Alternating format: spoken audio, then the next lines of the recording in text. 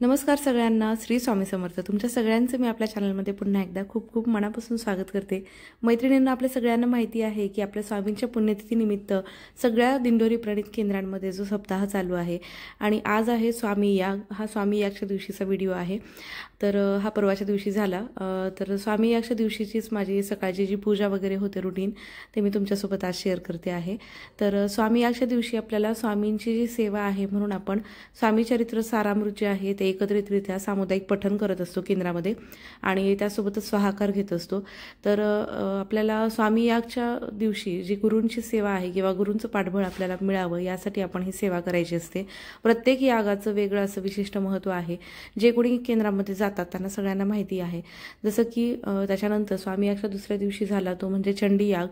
तर चंडी यागचे पण खूप फायदे आहेत। ज्यांना कोणाला नवचंडी यज्ञ वगैरे घरी करता येत नाही, आपल्याला सगळ्यांना माहिती आहे की त्यासाठी खूप खर्च लागतो आणि त्याचबरोबर तेवढा वेळही आपल्याला काढावा लागतो। तर त्यामुळे आपल्या केंद्रामध्ये दर सप्ताहामध्ये चंडी याग, स्वामी याग ह्या सेवा घेतल्या जातात। गीताई याग, तसं तर सगळ्याच याग जे आहेत, सगळ्याच सेवा ज्या आहेत त्या खूप सुंदर आहेत आणि सगळ्यांना वेगळं असं विशिष्ट महत्त्व आहे त्याचं। पण हे जे आपण म्हणतो चंडी याग आणि स्वामी याग, त्यासोबतच गणेश याग, ह्या ज्या सेवा आहेत, ह्या तीन याग जे आहेत हे खूप महत्त्वाचे मानले जातात। गणेश याग जो आहे तो आपल्या मुलांसाठी, मुलांच्या प्रगतीसाठी किंवा विद्यार्थ्यांसाठी त्यांच्या अभ्यासामध्ये भरभराट होण्यासाठी गणेश यागला महत्त्व दिलेलं आहे। लहान मुलांना किंवा ज्यांना कोणाला नोकरीसाठी वगैरे प्रयत्न करता येतं त्यांच्यासाठी गणेश याग खूप महत्त्वाचा आहे। त्यासोबतच चंडी याग जो आहे आपल्या कुलदेवीची सेवा जो आहे, आपल्याला वर्षभरामधून एकदा तरी का होईना कुलदेवीचं दर्शन आपण घ्यायला पाहिजे। कारण की आपण म्हणतो नवरात्रामध्ये किंवा जे कुठले आपले देवीचे जे काही आपण वार म्हणतो किंवा पौर्णिमा असेल तर त्या वेळेला आपल्याला त्या वेळेला कुलदेवीचा कुळाचार जो आहे तो आपल्याला वर्षातून एकदा तरी किमान करावा। कुलदेवीचा कुळाचार म्हणजे काय, तर जो आपण 11 अलंकार म्हणतो कुलदेवीचे ते आपल्याला देवीला अर्पण करायचे असतात। तर जसं आपल्या कुलदेवीची सेवा आहे आणि त्यासोबतच आपल्या गुरूंची सेवा आहे।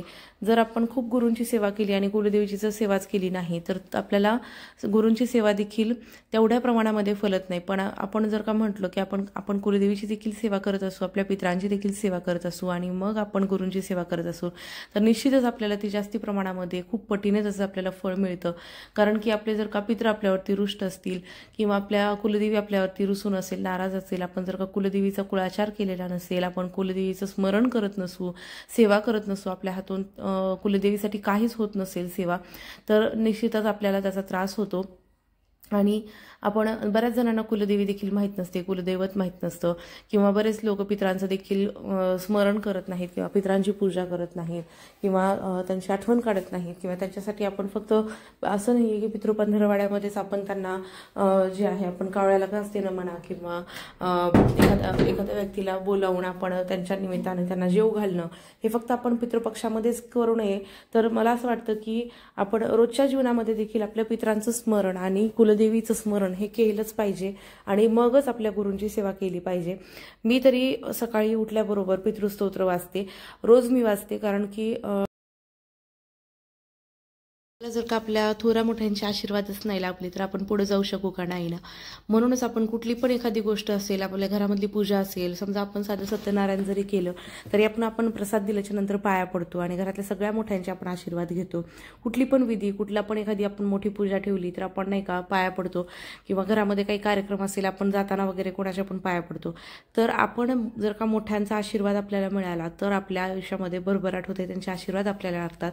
तर आपल्या जे आपण आहेत समोर त्यांचे तर आपण असंच पाया पडू शकतो, पण पितरांची आपल्याला सेवा करण्यासाठी त्यांना पितृस्तोत्र वाचावं लागतं। आपल्या केंद्रामध्ये देखील सांगितलं जातं नित्यसेवेच्या पुस्तकामध्ये जे आहे पितरतुष्टिकारक पितृस्तोत्र आणि त्यासोबतच सुक्तपाठ हे रोज पठण केल्याने निश्चितच आपल्याला पितरांचं जो काही आपल्याला त्रास आहे किंवा पितृदोष आहे किंवा कोणाला सांगितलेलं असेल की नारायण नागबळी असेल किंवा नाशिकला जाऊन विधी करण्यासाठी सांगितलेलं असेल, कारण की त्या विधीचा देखील 5 वर्षानंतर प्रभाव कमी होतो। तर म्हणून पितरांची जी सेवा आहे रोजच्या रोज जर केली आणि पंचमहायज्ञ हे जर आपण रोजच्या रोज केलं तर मला वाटतं की सगळ्याच सेवा सगळ्या ज्या आहेत ना त्यांना एक बूस्ट करण्याचं काम करतं। म्हणून मी पितृस्तोत्र रोज वाचते। त्यासोबतच आपल्या कुलदेवीचा कुळाचार देखील केला पाहिजे। तर आज आहे स्वामी याग म्हणजेच आपल्या गुरूंची सेवा आहे आणि आज आज आहे गुरुवार, तर त्यामुळे आम्ही आज हळदीचं लेपन पण केलेलं आहे. उंबऱ्यावरती हळदीचं लेपन केलं, त्यानंतर रांगोळी काढली छानपैकी. आणि तसं रोज म्हणजे स्वच्छ उंबरा आपण केलाच पाहिजे आणि दर गुरुवारी आपल्याला हळदीचं लेपन करायला हवं. हळदीचं लेपन कसं करायचं, तर आपल्याला फक्त हळद आणि त्याच्यामध्ये गोमूत्र टाकायचं आहे, जे आपलं केंद्रामधलं आहे, केंद्रामधून आपण विकत घेऊ शकतो. तर मी तर गोमूत्रच फक्त टाकते आणि त्याच्यामध्ये पाणी कधीही टाकायचं नाही, फक्त गोमूत्र आणि हळद. आणि हे हळदीचं लेपन करण्याचं पण एक विशिष्ट असं महत्त्व आहे, कारण की आपल्या घरामध्ये एंट्री करताना आपण उंबरठ्याच्या वरूनच करतो, म्हणजे उंबरठ्यावरूनच आपण मध्ये येतो. तर उंबरा जो आहे आपल्याला संरक्षणाचं देखील काम करतो आणि त्याच्यामधूनच आपल्या घरामध्ये चांगलं वाईट जे काय आहे, जे काही लोक आहेत त्यांचे विचार म्हणा किंवा त्यांचं जे आपल्याबद्दलचं मत आहे ते येत असतं. म्हणून उंबऱ्यावरती हळदीचं लेपन करावं. पिवळा रंग आहे जो गुरूंचा आहे आपल्या, म्हणून आपण हळदीचं लेपन करतो. आणि त्यासोबतच गोमूत्र जे इतकं पवित्र आहे, आपण गाईला म्हणतो इतकं पवित्र, गाईला घास देणं रोज आपण पंचमहायज्ञामध्ये आहे आपल्याला, की ऋषी यज्ञ जो आहे आपला गाईला घास देणं रोजचा, तर गाईला घास देतो आपण. त्यासोबतच गाईचं गोमूत्र असेल, याला खूप विशिष्ट असं महत्त्व आहे. किंवा गाईचं तूप आहे, आपण जे काही पूजा वगैरे करतो त्या सगळ्यांमध्ये आपण गाईचं तूपच वापरतो. गाईचं शुद्ध तुपाचा दिवा जो आहे तो आपण संध्याकाळी लावतो. किंवा पूजा असेल, आपण आरती असेल, आरती लावताना देखील आपण पंचारतीला देखील गाईच्या तुपाचाच दिवा लावतो. तर ह्याला सगळ्याला जे गाईचं आहे महत्त्व आहे, तर त्याच पद्धतीने गोमूत्राला देखील आहे. म्हणून गाईच्या गोमूत्रामध्ये हळद मिक्स करून आपण उंबरठ्यावरती हळदीचं लेपन करतो. त्यासोबतच त्याच्यावरती आपल्याला स्वस्तिक काढायचं आहे. स्वस्तिक काढून दोन्ही साईडला रेषा मारायच्या आहे, जेणेकरून की जी स्वस्तिकमधली एनर्जी आहे ते चहू बाजूला जाऊ नये आणि आपल्या घरामध्येच ती म्हणजे किंवा स्वस्तिकमध्येच ती राहावी. त्याच्यामधली ऊर्जा जी आहे, एनर्जी जी आहे, त्यासाठी आपण 2 रेषा मारतो. तर मी इथे आपल्या किचन ओट्याच्या तिथे पण काढलेलं आहे स्वस्तिक आणि गॅसवरती देखील काढलेलं आहे. गॅसची पूजा केली आणि त्यानंतर गुरुवारचा स्वयंपाक चालू केला. तर गुरुवारच्या स्वयंपाकामध्ये मी आता माझं गुरुचरित्र पारायण चालू असल्यामुळे माझी भाजी वेगळी आणि मिस्टरांची भाजी वेगळी, अशा 2 वेगळ्या वेगळ्या भाज्या बनवते. तर भाजीमध्ये मी इथे टोमॅटोची चटणी केलेली आहे, म्हणजे कांदा टोमॅटोची, आणि माझ्यासाठी वेगळी भाजी केलेली आहे. तर अशा 2 भाज्या आता पारायण चालू असल्यामुळे वेगळं वेगळं करायला लागते. नाहीतर मी एकच भाजी करत असते आणि वरण वगैरे काहीतरी, कारण की सकाळी 9पर्यंत सगळं काही उरकायचं म्हटल्यानंतर थोडी घाई होते. तर जास्ती पदार्थ करण्यासाठी वेळ मिळत नाही. शनिवार रविवार सुट्टी असते, त्यामुळे त्यावेळेला मग वेगळं नवीन जुनं असं काही बनवत असते मग. तर आता माझं सगळं स्वयंपाक थोडाफार होत आलेला आहे. भाजी केलेली आहे एक साईडला आणि माझी देखील भाजी इकडे टाकून झालेली आहे. तर भाजी शिजते, मग तोपर्यंत आपण गुरुचरित्र पारायण करताना बरेच जण सांगतात की खाण्यामधले जे नियम आहेत ते सगळ्यांनीच म्हणजे कॉमनच सांगितलेले आहे. तुम्ही यूट्यूबवरती बघितले देखील असतील किंवा आपल्या जे गुरुचरित्रचा आपला ग्रंथ आहे त्याच्यामध्ये देखील दिलेला आहे, किंवा जे कोणी तुम्हाला किती जरी जणांनी सांगितले असतील केंद्रामध्ये देखील सांगितलं जातं. फक्त आपल्याला द्विदल धान्य खायचं नाहीये, एकदल तुम्ही खाऊ शकता.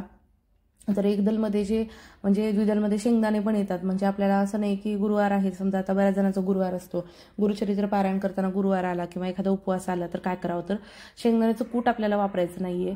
मग तुम्ही शाबू खाऊ शकता, भगर खाऊ शकता, पण कूट नसावं त्याच्यामध्ये. तर मी इथे बटाट्याची भाजी थोडीशी केलेली आहे, त्याच्यामध्ये मी काहीच नाही, फक्त बटाटे आणि तिखट मीठ आणि तेल टाकलेलं आहे.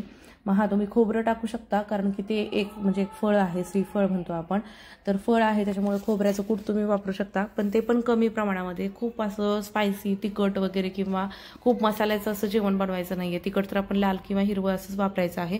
बाकी कुठलाही मसाला म्हणजे धनेपूड नाही, जिरेपूड नाही किंवा कांदा लसूण नाही, काही कसलाच काळा तिखट नाही, काहीच नाही. फक्त आपल्याला सात्विकच अन्न खायचं आहे, जेणेकरून की आपल्याला गुरुचरित्र वाचताना आपली जेव्हा पोथी वाचतो तर त्यावेळेला आपल्याला झोप येणं, शिंक येणं किंवा ढेकर येणं किंवा आपल्याला जळजळ होणं किंवा दिवसभर आपल्याला ॲसिडिटी होणं असे पदार्थ खाऊ नये आपण.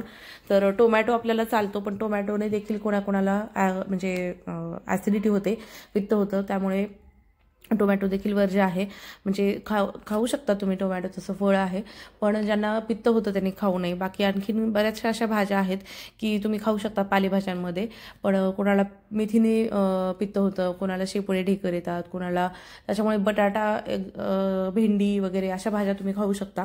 त्यानंतर रताळे आहे उपवासाच्या दिवशी तुम्ही खाण्यासारखं. त्यानंतर जे आपण फळं म्हणतो ते फळं सगळे खाऊ शकता तुम्ही. दूध घेऊ शकता, चहा घेऊ शकता, दही घेऊ शकता. हा फक्त बाहेरचं काहीच खायचं नाही आपल्याला.